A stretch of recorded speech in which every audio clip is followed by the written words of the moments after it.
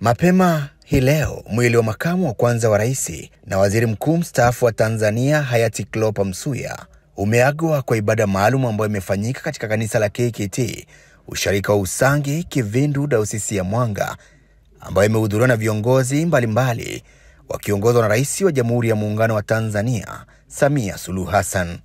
Rais Samia amesema hayati Cleopa Msuya atakumbukwa kwa uongozi wake wa kuleta mabadiliko ya kiuchumi, uzalendo, uadilifu na kiongozi mwenye kupenda maendeleo. Kwa muda wa wiki nzima sasa tumekuwa tukisikia mchango wa mzee wetu kwa nchi, jamii na hata nje ya nchi. Tuwe wapenda maendeleo na kutoacha kusimamia kile tunachokiamini bila kuyumbishwa na chochote. Huyo ndo alikuwa mzee Msuya. Alifanya kila namna kusimamia kile alichokiamini ambacho kitakuwa na manufaa kwa jamii. Miradi mingi, mabadiliko na mambo mengi alisimamia. La pili ni kufanya kazi kwa uzalendo, uadilifu na uaminifu kama alivyokuwa yeye. Aliamini katika matumizi mazuri na usimamizi wa karibu wa rasilimali za taifa ili zilete tija kwa wananchi.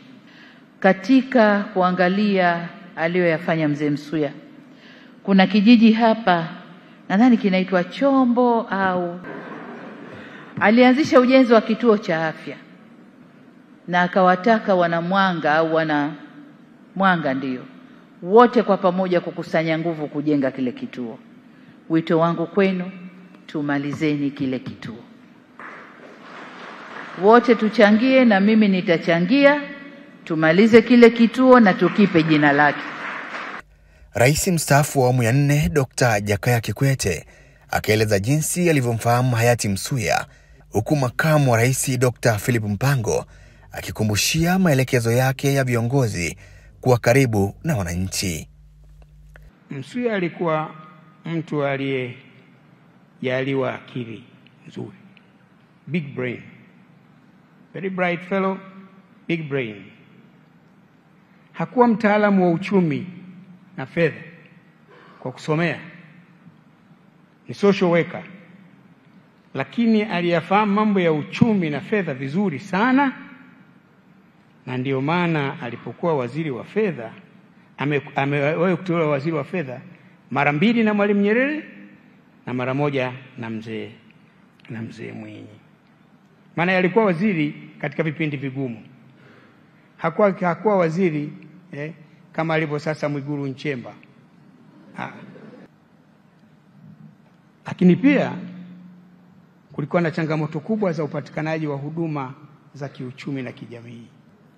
Kwa ujumla alikuwa mtu mwenye akili nzuri, maarifa mengi. Ndio maana nikasema very bright and big brain. Mzee Msuya alikuwa mtu mvumilivu na mstahamilivu. Mara ya mwisho nilipomtembelea pale Mwanga mjini, kati ya mambo ambayo alinikumbusha na akaniambia niwaambie viongozi wenzangu ni kwamba tujitahidi sana kuwafuata wananchi kule waliko, tukawasikilize, tujue changamoto zao na tufanye jitihada kuzitatua. Na alinipa maelekezo kwamba Wapare wanakaa milimani, kwa hiyo mpande milimani kwenda kuwasikiliza wananchi na kutatua kero zao. Dr. John Msuya ni mtoto wa marehemu Msuya. Anaeleza jinsi familia itakavyomkumbuka na kuendeleza yale yote mazuri aliyokuwa akiamini. Naomba niongelee mambo fulani tulijifunza kutoka kwa baba.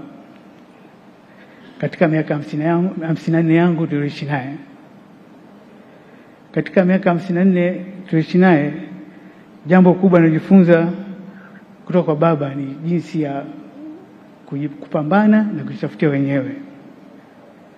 Kwangu mimi binafsi sikumbuki kama baba aliwahi kunipa hata senti moja kwenye mambo yangu ya binafsi.